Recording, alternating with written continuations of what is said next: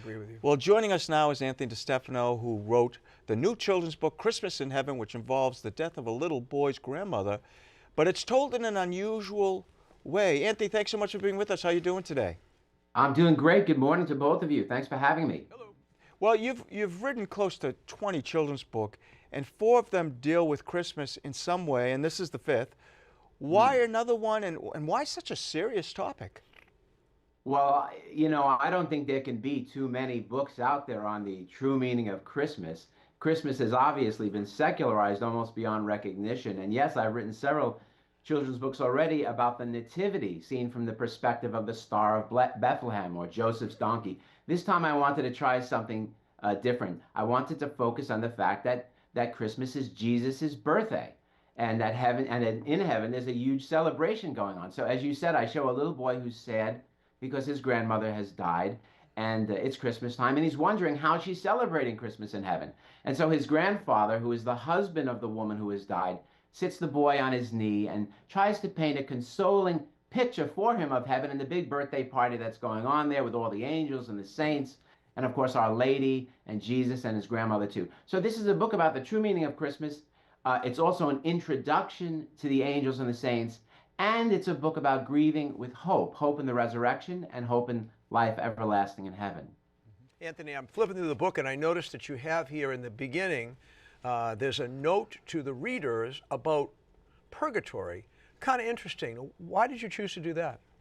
Well, because in writing a book on heaven, I didn't want to give the impression that I don't believe in purgatory. Purgatory is a doctrine of the church. It's been a doctrine of the church since the very beginning. It's based on the fact that, as Revelation 21 says, nothing unclean can enter heaven. The fact is, there are people out there who have died, they've been saved by Christ, but they still have on their souls some stain of sins that have already been forgiven. And sometimes these souls might have an attachment to those sins. Purgatory is the place where we get cleaned up of those imperfections so that we could see God face to face without any shame or guilt or attachment to what's unholy. I think purgatory is very easy to explain to children. If you were going to meet the president or the pope or go to a big party, you would presumably wash your face or comb your hair or maybe change out of your gym clothes, while heaven is the biggest party of them all, and we're going to be meeting the most important person of all, the Lord. So purgatory is the place where we get cleaned up for that. And while I don't dwell on purgatory, I wanted to at least mention it. I get it. Well, even though the subject matter is serious, you really balance it well with humor as well. So how did you manage to accomplish that, and why?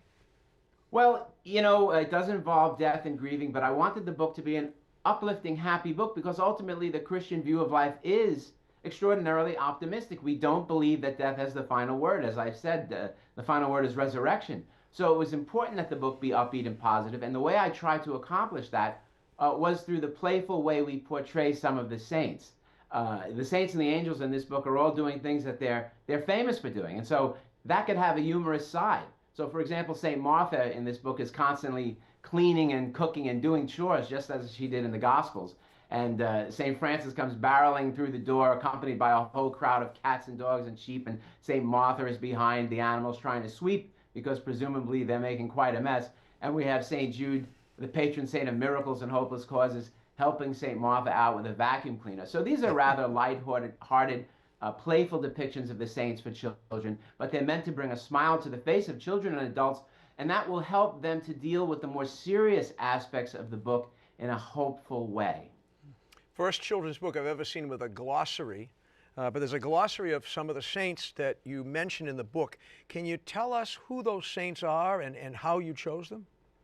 Well, I tried to include some of the most famous saints, saints everyone recognized, since I wanted to be an introduction to the angels and saints. So I have St. Michael the Archangel, St. Peter, St. Joseph, St. Francis, St. Patrick, St. Nicholas, of course, St. Valentine, St. Therese, St. Joan of Arc, naturally Our Lady. I also include some lesser known saints like St. Honoré, who's the patron saint of baking, because of course you have to have a birthday cake at a birthday party. And I have St. Cecilia and Gregory, because they're the patron saints of music, and you have to have singing at a birthday party. So, the story really dictates who is there and who's not there. I would have liked to include St. Padre Pio, but, he was known for having the stigmata and bilocating and knowing people's sins before they confess them, and that's a hard thing to put in a children's book. It doesn't translate quite as well.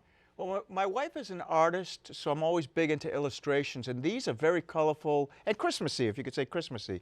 You've never worked with this illustrator, have you? No, never, never. This illustrator for this book is a wonderful lady named Bernadette Carstensen. She's a very well-known Catholic artist who's done many church altarpieces and religious paintings, especially of Our Lady and the Saints. I really wanted an artist for this book who could create a happy book, a bright book, an inspiring book, a colorful book with vintage-style illustrations, almost like Norman Rockwell. You know, I wanted someone also who could be a little whimsical too, who loves our faith, but who wasn't afraid to be a little playful, you know, and be able to create illustrations not only poignant and Christmassy, as you said, and beautiful, but also fun. After all, we want to show children that heaven is a happy place, so the illustrations should be happy too. And I think Bernadette did a fantastic job. Well, we're running out of time, Anthony. We're going to do a giveaway at the end of the show for your book, but for those who don't win, where can people buy Christmas in Heaven? I think you can get them directly from Sophia Institute Press. Amazon.com was running out of these books yesterday, so I think you could go to Barnes & Noble. I always try to patronize our local Catholic and Christian bookstores, so pretty much wherever books are sold. Well, Anthony, it's been a pleasure. Thanks so much. Watch out for those drones down in New Jersey. I will. I'll try to avoid them. Thank you. Have a great day. Take care. Bye.